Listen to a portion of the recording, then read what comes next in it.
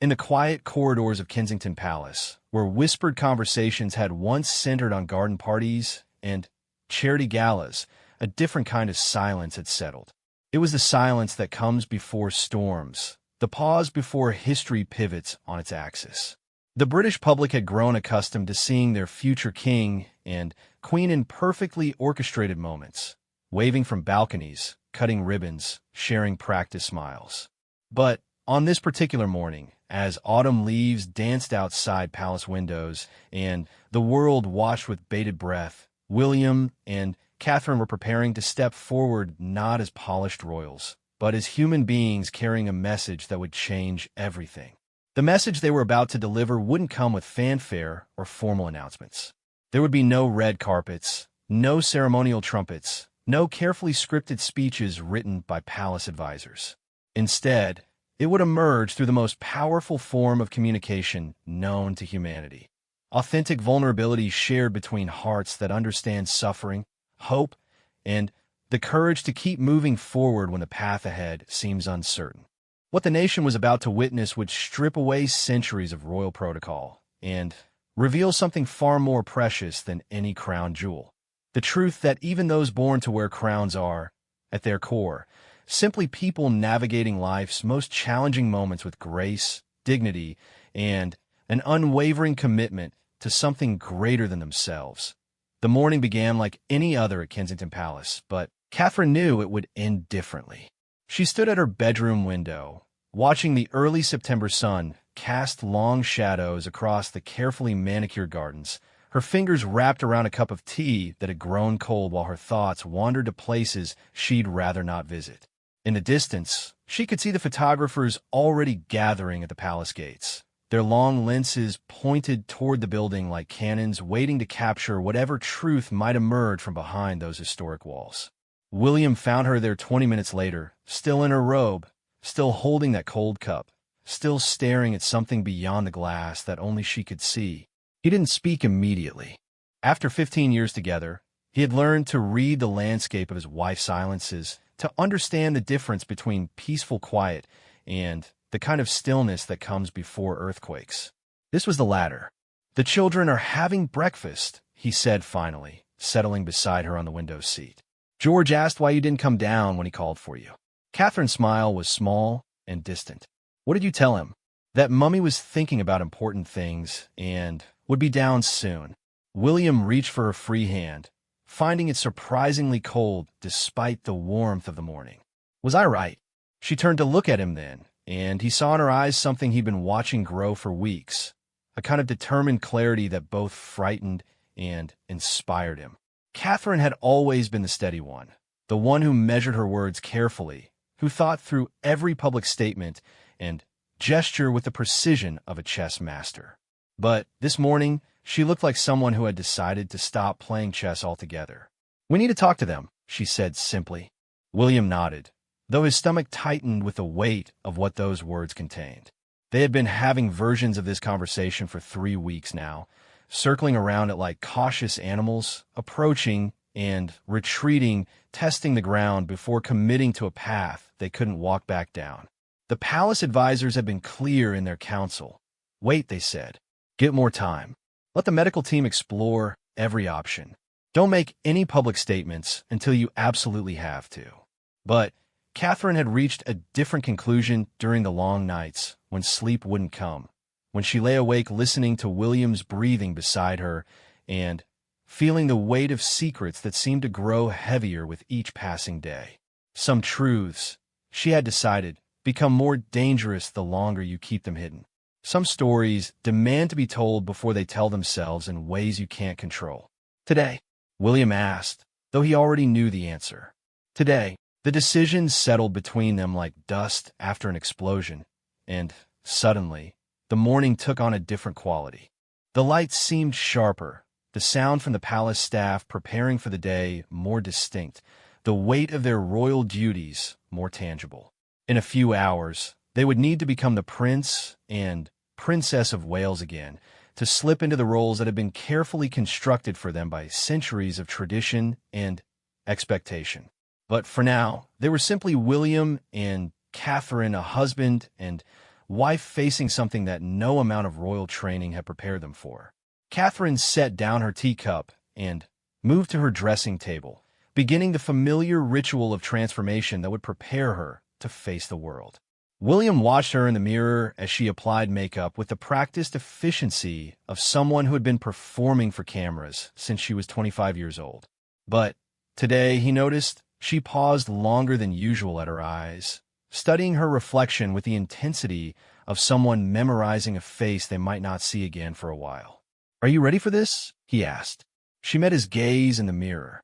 "I don't think anyone could be ready for this, but I think that's exactly why we need to do it." The next hour passed in a carefully orchestrated dance of preparation. Catherine chose her outfit with particular care, a simple blue dress that she'd worn to several previous engagements, paired with the small diamond earrings that had belonged to Diana. Nothing too formal, nothing that would suggest this was a planned media event. She wanted to look like herself, like the woman people had come to know through years of public service, but also like someone who understood that this moment required something deeper than polish and protocol. William spent the time making phone calls to palace staff who needed to be prepared for what was coming. Each conversation was delicate, a careful balance of providing enough information to ensure proper support while maintaining the privacy that had become so precious to their family. He spoke with their private secretary, their communications team, and finally, reluctantly, with his father's office. King Charles had been supportive throughout their ordeal, but William knew that today's decision would create ripples that would reach far beyond their immediate family. The children, meanwhile, remained blissfully unaware that this Tuesday morning would become a day they would remember for the rest of their lives. George, Charlotte, and Louis had returned to school the week before, falling back into the comfortable rhythm of classes and friendships that provided a sense of normalcy in lives that were anything but normal. Catherine had made sure they understood that she might not be available for pickup or homework help for a while, but she had framed it in terms they could understand. Mummy needed to rest more than usual, but she would always be there when they really needed her. At 10 o'clock, they gathered in William's study, a room that had become their private sanctuary over the past few months. The walls were lined with books that told the story of their family's history, but today those leather-bound volumes felt less like heritage and more like witnesses to a moment when everything might change. Catherine sat in the chair by the window, the morning light creating a soft halo around her hair, while William positioned himself nearby, close enough to provide support, but far enough away to allow her the space she needed to find her words. The camera operator, a trusted member of their media team who had worked with them for years, set up his equipment with quiet efficiency. There would be no elaborate lighting, no multiple takes, no careful staging. This would be as close to unfiltered truth as the constraints of royal life would allow. Catherine had insisted on that. Whatever they were about to share with the world needed to feel authentic, even if authenticity was a luxury that royals rarely afforded themselves in public. As the final preparations were made, Catherine felt something she hadn't experienced in months, a sense of peace settling over her like a familiar blanket. For weeks, she had carried the weight of her diagnosis alone, sharing it only with William and a small circle of medical professionals and family members. The secret had felt like a stone in her chest, growing heavier with each public appearance where she had to smile and wave while knowing that everything was about to change. But now, sitting in this quiet room with the man she loved beside her, and the truth finally ready to emerge, she felt something approaching relief. The camera began recording, and Catherine looked directly into the lens with the steady gaze of someone who had made peace with vulnerability. She didn't begin with the usual royal formalities or carefully crafted opening statements. Instead, she started with words that came from a place deeper than protocol. "I want to take this opportunity to say thank you, personally, for all the wonderful messages of support and for your understanding whilst I've been recovering from surgery." She began, her voice clear and measured but carrying an undertone of emotion that made every word feel weighted with significance. "It has been an incredibly tough couple of months for our entire family, but I've had a fantastic medical team who have taken such good care of me. for which I am so grateful." William watched his wife transform before his eyes. This wasn't the carefully coached princess speaking from prepared notes. This was Catherine speaking as a woman, a mother, a human being who had been forced to confront her own mortality and had chosen to share that confrontation with 67 million people. He felt a surge of pride so intense it almost overwhelmed him, mixed with a protective instinct that made him want to step between her and the camera, between her and the world that was about to dissect every word she spoke. "In January, I underwent major abdominal surgery in London," Catherine continued, and with those words, she crossed a threshold that royal women had rarely crossed before. Royal health had always been a matter of careful euphemisms and vague statements from palace spokespeople. Personal struggles were acknowledged only in the most general terms, filtered through layers of official language that maintained the mystique of royalty while revealing as little actual truth as possible. But Catherine was about to shatter that tradition with an honesty that would leave no room for speculation or interpretation. At the time, it was thought that my condition was non-cancerous. The surgery was successful. However, tests after the operation found cancer had been present. The words hung in the air like notes from a bell, clear and irreversible. There was no taking them back now, no retreat into the safety of official silence. The truth was out, simple and devastating and undeniably real. As she spoke those words, Catherine felt a strange sense of lightness, as if she had been holding her breath for months and could finally exhale. The worst part, she realized, hadn't been the diagnosis itself or even the treatment that lay ahead. The worst part had been carrying the knowledge alone, feeling like she was living a lie every time she appeared in public. Every time she assured concerned well-wishers that she was doing well, every time she had to pretend that the ground beneath her feet hadn't shifted fundamentally. William watched the subtle changes in his wife's posture as she continued speaking. Her shoulders relaxed slightly, her breathing deepened, and something that had been tightly wound inside her for weeks began to loosen. This was what courage looked like, he realized. Not the absence of fear, but the decision to move forward despite it, to choose truth over comfort, openness over protection. The room fell silent except for the gentle whir of the camera and the distant sounds of London traffic filtering through the windows. Catherine had more to say, much more, but she paused for a moment to let the reality of what she had just shared settle into the space around them. Somewhere beyond these walls, her words would soon ripple out into the world, carried by news broadcasts and social media, analyzed by experts, and discussed by strangers in coffee shops and living rooms across the globe. But in this moment, in this quiet room where truth had finally been spoken aloud, there was only peace and the knowledge that sometimes the most powerful message a person can deliver is simply this: I am human, I am struggling, and I am not afraid to let you see both things at once. Catherine's next words would reshape not only public perception of the royal family, but also redefine what it meant to be vulnerable in the public eye. She had crossed the first threshold by acknowledging her diagnosis, but now she faced an even more delicate task, explaining how this private medical journey had become a public responsibility and how she planned to navigate the months ahead while balancing her roles as patient, mother, wife, and future queen. My medical team therefore advised that I should undergo a course of preventative chemotherapy, and I am now in the early stages of that treatment. She continued, her voice maintaining its steady cadence, even as she delivered information that would send shockwaves through newspaper offices and television studios around the world. The word chemotherapy carried weight that went beyond medical terminology. It conjured images of hospital rooms and treatment schedules, of side effects and uncertain outcomes, of a future that looked different than the carefully planned royal calendar that had been mapped out months in advance. William felt his chest tighten as he watched Catherine navigate these revelations with the same grace she brought to state dinners and charity galas. But this was different. This wasn't performance. This was truth being delivered with a precision that came from weeks of careful consideration. Every word had been chosen not just for accuracy, but for impact, not just to inform, but to connect with the millions of people who would hear this message and recognize their own fears and hopes reflected in her experience. Naturally, this has taken time, Catherine said, and in those simple words lay an acknowledgement of something the royal family rarely discussed publicly.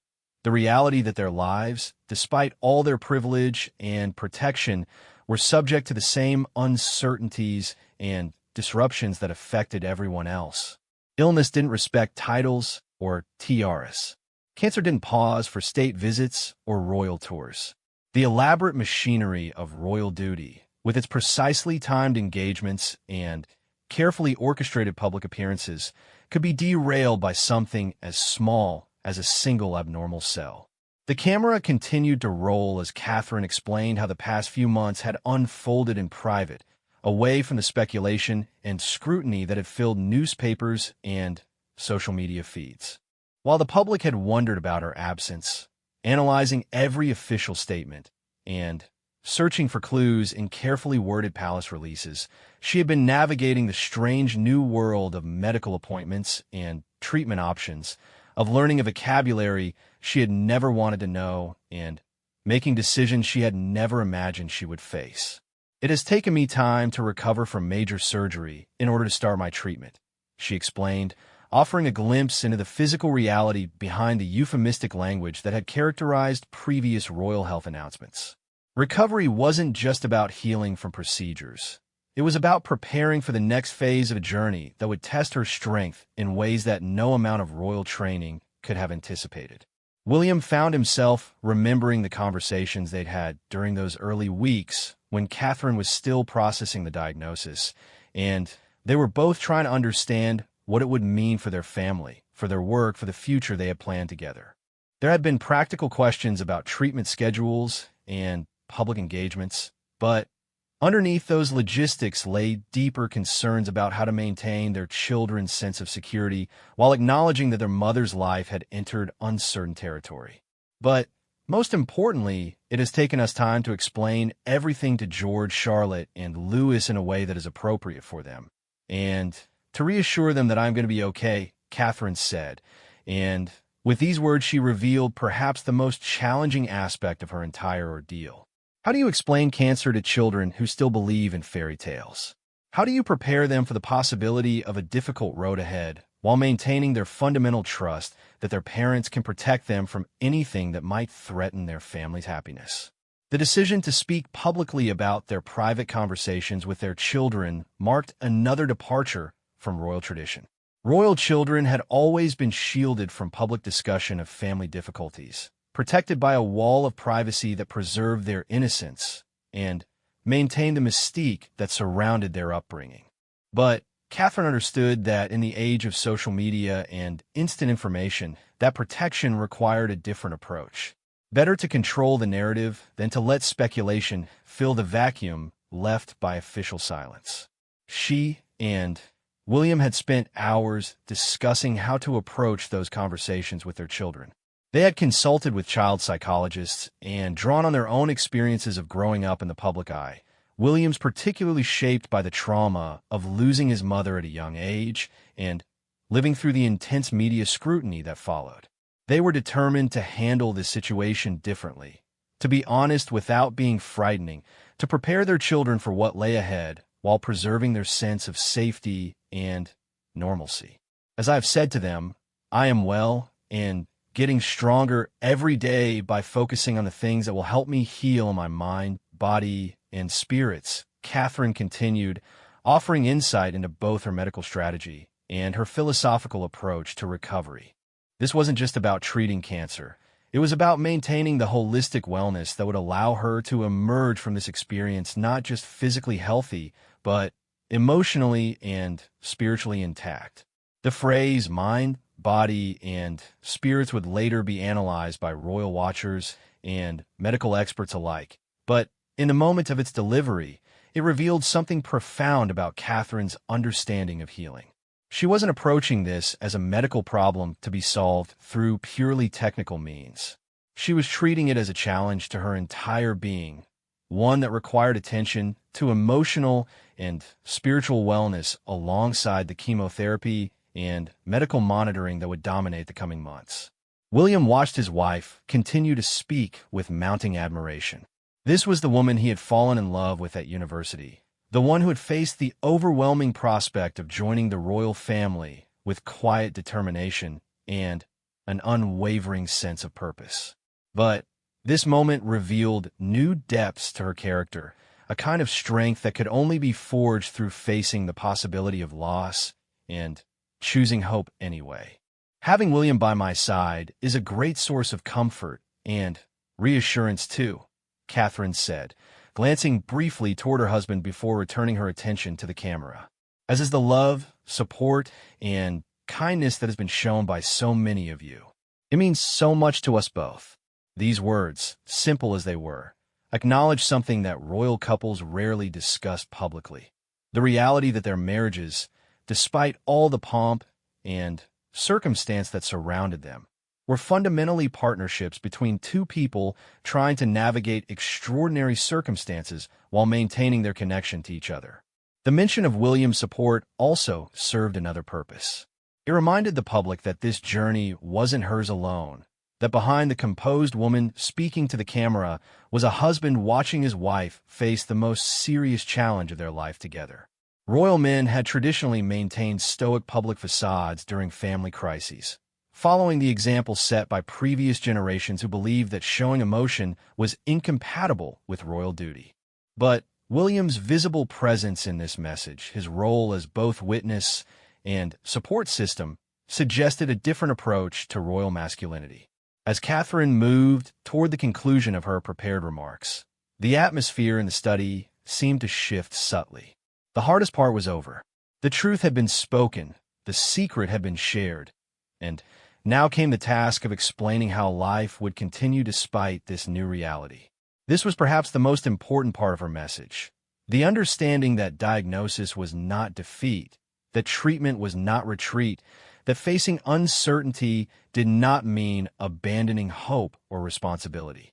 We hope that you will understand that, as a family, we now need some time, space, and privacy while I complete my treatment, she said, and these words carry the weight of a request that went beyond mere politeness. This was a plea for the kind of privacy that royal families rarely enjoyed, an acknowledgement that the normal rules of public engagement would need to be suspended while she focused on the most important battle of her life. The request for privacy was particularly significant given the intense scrutiny that had surrounded her absence from public duties. Speculation had run rampant about everything from cosmetic surgery to marital problems, with some critics questioning why the palace hadn't been more forthcoming about her condition from the beginning. But Catherine's explanation made clear that the silence hadn't been about secrecy for its own sake. It had been about creating space for a family to process life-changing news and make decisions about how to move forward together. My work has always brought me a deep sense of joy, and I look forward to being back when I am able, Catherine concluded. But for now, I must focus on making a full recovery. These final words struck a careful balance between acknowledgement of her current limitations and affirmation of her long-term commitment to royal duty. She wasn't stepping away permanently. She was taking the time necessary to ensure that when she returned, she would be able to serve with the energy and dedication that her role demanded. The camera stopped recording, and suddenly, the study felt different, as if the air itself had been transformed by the words that had just been spoken into it. Catherine sat back in her chair, and for the first time in months, William saw something approaching peace settle across her features. The weight of carrying this secret alone was finally gone, replaced by whatever challenges lay ahead, but also by the freedom that comes from choosing truth over concealment. In television studios across the country, news anchors were already preparing to interrupt regular programming with breaking news bulletins. Social media platforms would soon be flooded with reactions ranging from shock to support to analysis of every gesture and word. Medical experts will be called upon to explain the implications of her diagnosis and treatment plan. Royal commentators would debate what this meant for the future of the monarchy and the line of succession. But in that quiet study at Kensington Palace, there was only a husband and wife sitting together in the aftermath of one of the most honest conversations ever broadcast from behind royal walls. Knowing that whatever came next, they had chosen to face it with the kind of transparency that honors both the gravity of their situation and the intelligence of the people they serve. Within minutes of Catherine's message being released, the world began to react with a speed and intensity that surprised even the most experienced royal communications teams. The video, carefully uploaded to the official social media accounts of the Prince and Princess of Wales, started accumulating views at a rate of thousands per minute. News organizations that had been speculating about her health for months suddenly found themselves pivoting from conspiracy theories to genuine concern, from criticism about royal transparency to respect for a woman facing one of life's most difficult challenges with remarkable grace. At the BBC's headquarters and broadcasting house, veteran royal correspondent Sarah Campbell had been preparing a routine segment about upcoming royal engagements when her phone began buzzing with urgent notifications. Within 30 seconds of watching Catherine's video, she knew she was witnessing a moment that would redefine how royal families communicate during crisis. This wasn't just a medical announcement. It was a masterclass in authentic communication that managed to honor both personal vulnerability and public responsibility. "This changes everything," Campbell told her producer as they rapidly restructured their programming to provide comprehensive coverage of Catherine's announcement. "She's just rewritten the rulebook for how royal families handle serious illness. No euphemisms, no palace spokespeople filtering the message through official language. Just direct, honest communication about something that affects millions of families every year." The response from the British public was immediate and overwhelming. Social media platforms that had been filled with speculation and criticism about Catherine's absence suddenly transformed into forums of support and understanding. People shared their own cancer journeys, their experiences with treatment, their admiration for Catherine's decision to speak so openly about something that remains stigmatized and frightening for many families. Margaret Thompson, a 67-year-old retired teacher from Edinburgh who had undergone treatment for breast cancer 2 years earlier, found herself crying as she watched Catherine's message on her iPad. "She looked so much like I did when I had to tell my own children," she later told her daughter. "You could see the fear underneath the strength, but also this determination to be honest with people who care about her. It made me feel less alone in my own journey, knowing that even someone with all her advantages still has to face the same fears and uncertainties that the rest of us do." At Kensington Palace, William and Catherine retreated to their private quarters as their communications team managed the immediate fallout from the announcement. The response was larger and more positive than they had dared to hope, but it was also overwhelming in its intensity. Their private secretaries fielded calls from world leaders offering support, from medical organizations requesting to collaborate on cancer awareness initiatives, and from hundreds of journalists seeking additional comment or clarification.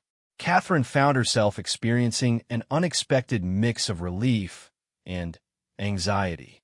The relief came from finally being able to speak truthfully about her situation, from no longer having to carefully word every public statement to avoid accidentally revealing her diagnosis. But the anxiety stemmed from the realization that she had just made her most private struggle into a public narrative that would now be analyzed, discussed, and debated by millions of people she would never meet. "Do you regret it?" William asked as they sat together in their living room that evening. The children finally, asleep after a day that had been both ordinary for them and extraordinary for the world watching their parents. Catherine considered the question carefully. "I regret that we had to do it at all," she said finally. "I regret that cancer exists and that people have to face these battles. But I don't regret being honest about it.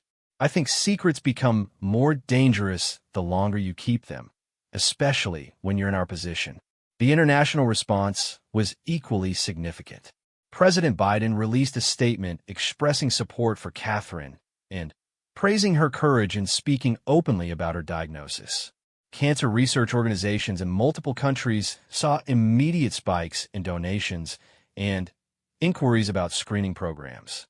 Medical professionals noted that Catherine's approach to discussing her treatment could help reduce stigma and encourage others to seek timely medical care. Dr. Emma Mitchell, oncologist at London's Royal Marsden Hospital, observed that Catherine's message represented a significant shift in how public figures discuss serious illness. For too long, there's been this sense that admitting to serious illness somehow represents failure or weakness, Dr. Mitchell explained to journalists. What the princess has done is demonstrate that acknowledging vulnerability can actually be a source of strength, both for the person facing illness and for others walking similar paths. The impact extended beyond immediate expressions of support. Cancer charities reported significant increases in calls to their helplines, as people who had been delaying medical consultations or struggling with their own diagnoses found encouragement in Catherine's example.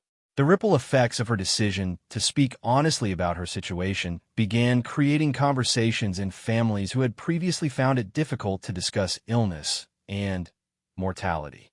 But perhaps the most profound impact was felt within the royal family itself. King Charles, who had faced his own cancer diagnosis earlier that year, spoke privately with both William and Catherine about the courage required to make such personal struggles public. Having navigated his own treatment largely in private, following more traditional royal protocols, he recognized that his daughter-in-law had chosen a different path, one that prioritized transparency over privacy and connection over mystique.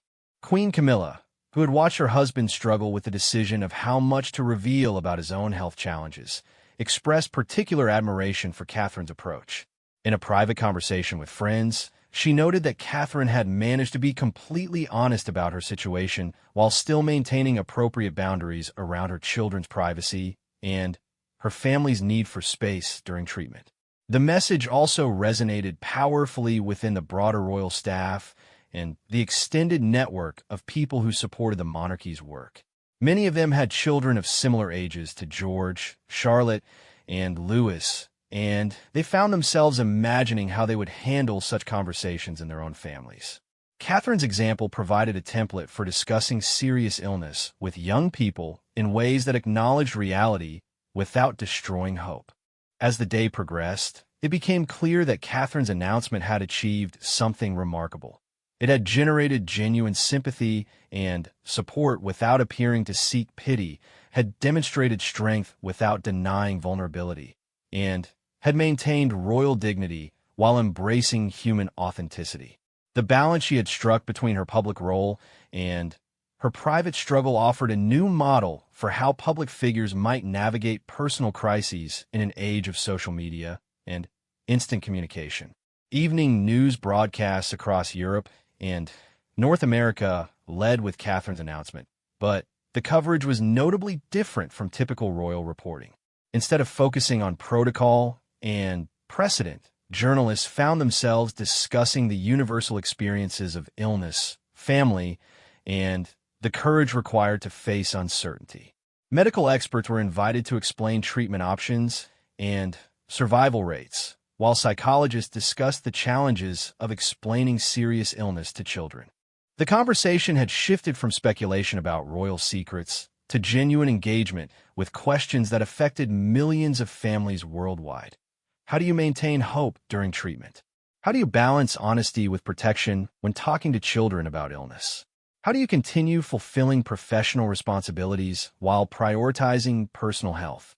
Catherine's decision to be transparent about her chemotherapy treatment particularly resonated with women who had faced similar journeys. The acknowledgement that treatment takes time, that recovery isn't linear, and that focusing on healing sometimes requires stepping back from other obligations provided validation for countless people who had struggled with guilt about prioritizing their health over other responsibilities. As night fell across Britain, social media platforms filled with stories from people sharing their own experiences with cancer, their gratitude for Catherine's honesty, and their hopes for her recovery. The conversation she had started with her 3-minute video continued to expand and evolve, creating connections between strangers who found common ground in shared experiences of illness, recovery, and the complex emotions that accompany serious medical diagnoses.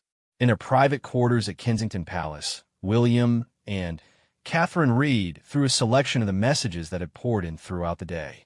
There were notes from other cancer patients offering practical advice about managing side effects, from parents sharing how they had explained serious illness to their own children, from people who had never faced cancer themselves, but who felt moved by Catherine's courage to speak honestly about something so personal and frightening.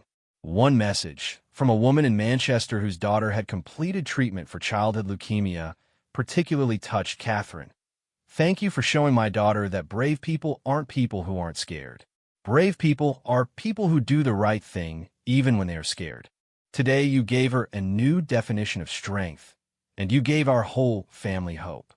It was exactly the kind of connection Catherine had hoped to create, the sense that sharing her truth might help others feel less alone in their own struggles. The decision to speak openly hadn't been easy, but as the day drew to a close and the overwhelmingly positive response continued to pour in, she felt a deepening conviction that honesty, even difficult honesty, was almost always the right choice. In the weeks that followed Catherine's announcement, the quiet revolution she had started continued to unfold in ways that extended far beyond the immediate response to her video. The transparency she had chosen became a catalyst for broader conversations about illness, privacy, leadership, and what it means to be authentic in positions of public trust. Her decision to speak openly about her cancer diagnosis didn't just change how people viewed the royal family. It began shifting cultural norms around how society discusses serious illness and personal struggle. Medical professionals across the country reported significant changes in patient behavior following Catherine's announcement. Dr. Rebecca Harrison, a GP in Liverpool, noted that several of her patients had scheduled overdue cancer screenings, citing Catherine's openness as motivation to address their own health concerns that they had been avoiding. "There's something powerful about seeing someone in such a prominent position acknowledge vulnerability," Dr. Harrison observed. "It gives other people permission to take their own health seriously without feeling like they're being weak or overly dramatic." The impact was particularly pronounced among younger women, who identified strongly with Catherine's position as a working mother trying to balance career responsibilities with health concerns and family needs. Support groups for cancer patients reported increased attendance as people who had previously felt isolated in their struggles found courage to seek community and connection. Catherine herself was navigating the unexpected territory of being simultaneously more private and more public than she had ever been before. While her medical treatment required stepping back from official engagements, her honest discussion of her situation had created a different kind of public connection. People felt they knew her in a way they never had before, not as a carefully curated royal figure, but as a person facing the same fears and uncertainties that touch every family. William found himself adapting to a new role as well.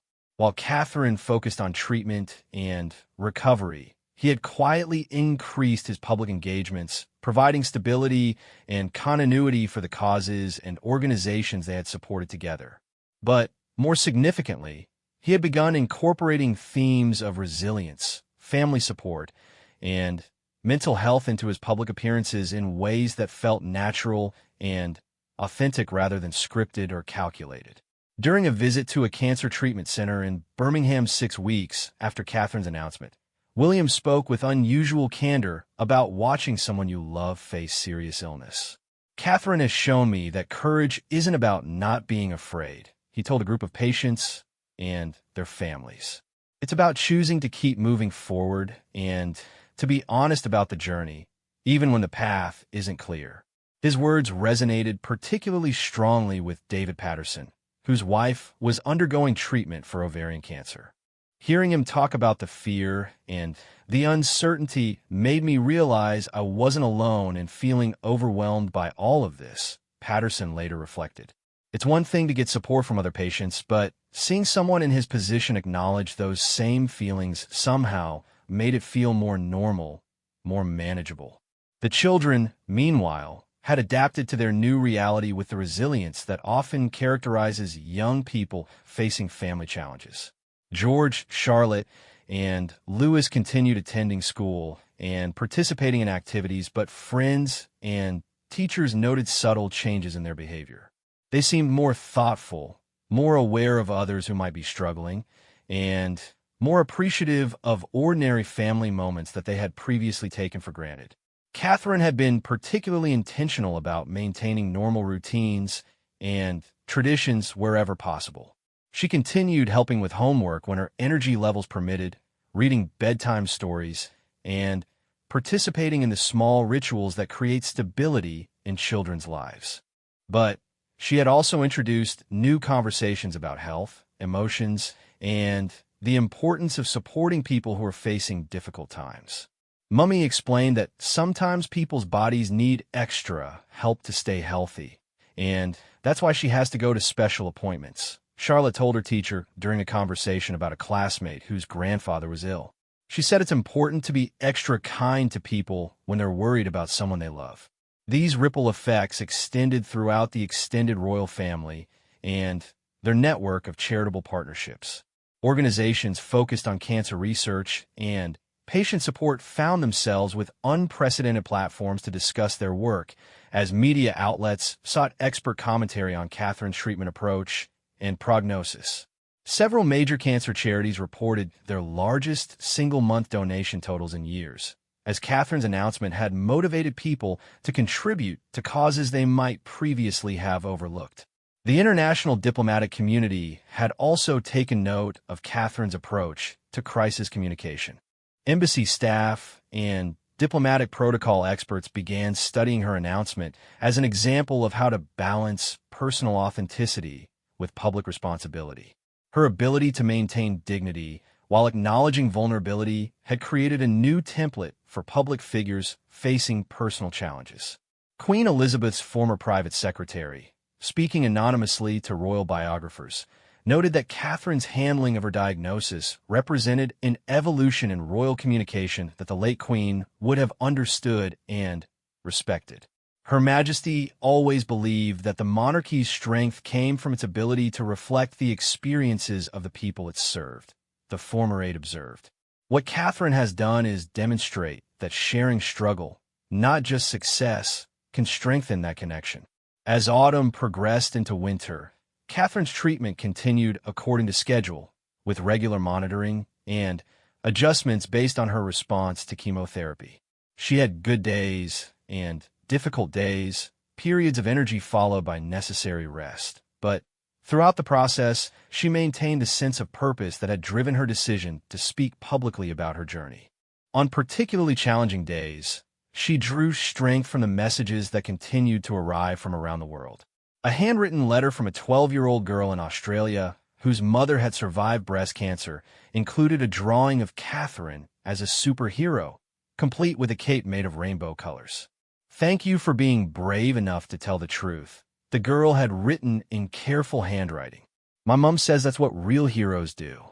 Another message from a support group for young mothers with cancer in Canada included photographs from a fundraising walk they had organized in Catherine's honor. 23 women, all at various stages of treatment or recovery, had walked 5 kilometers while carrying signs that read, "Courage is contagious," and "Truth heals." These connections, unexpected and powerful, helped Catherine understand that her decision to speak openly had created something larger than she had initially intended. It wasn't just about managing her own situation anymore.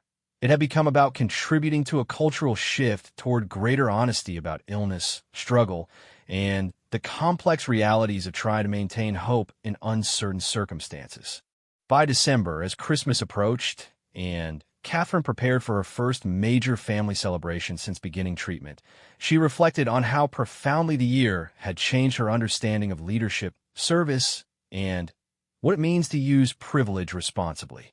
The traditional royal approach of maintaining mystique through controlled information had given way to something more complex and ultimately more powerful: the recognition that authentic connection often requires genuine vulnerability. William, watching his wife navigate this transformation with characteristic grace, found himself amazed by her capacity to find meaning and purpose even in the midst of personal crisis. The woman who had once worried about making missteps in public had become someone who chose truth over safety, connection over control, and service over self-protection. "You've changed how people think about what strength looks like," he told her one evening as they sat by the fire, planning for a Christmas that would be quieter than usual, but perhaps more meaningful than any they had previously shared. Catherine smiled, an expression that carried both weariness and peace. "I think I've changed how I think about what strength looks like too," she replied. "I used to think it meant having all the answers and never letting people see you struggle. Now I think it might mean being honest about not having answers and letting people see that struggle doesn't disqualify you from leadership." As the year drew to a close, the quiet, powerful message Catherine had delivered from that study at Kensington Palace continued to resonate in ways both large and small. Medical schools began incorporating discussions of her communication approach into courses on doctor-patient relationships.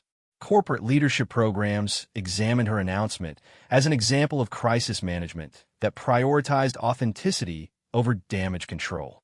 Support groups for families facing illness used her example to encourage honest conversations about fear, hope, and the importance of asking for help. But perhaps most significantly, in living rooms and hospital waiting areas around dinner tables and in school counselors' offices, people found themselves having conversations they might never have had without Catherine's example. Children asked questions about illness without being afraid they would upset their parents. Adults admitted fears they had been carrying alone. Families discovered that sharing difficult truths often brought them closer together rather than driving them apart. The nation had indeed held its breath as William and Catherine delivered their quiet, powerful message. But in the months that followed, as that message continued to inspire honesty, courage, and connection in countless lives, it became clear that what they had really delivered was permission. Permission to be human in public, to acknowledge struggle without shame, and to find strength not in perfection, but in the courage to keep moving forward with truth as a compass and hope as a destination.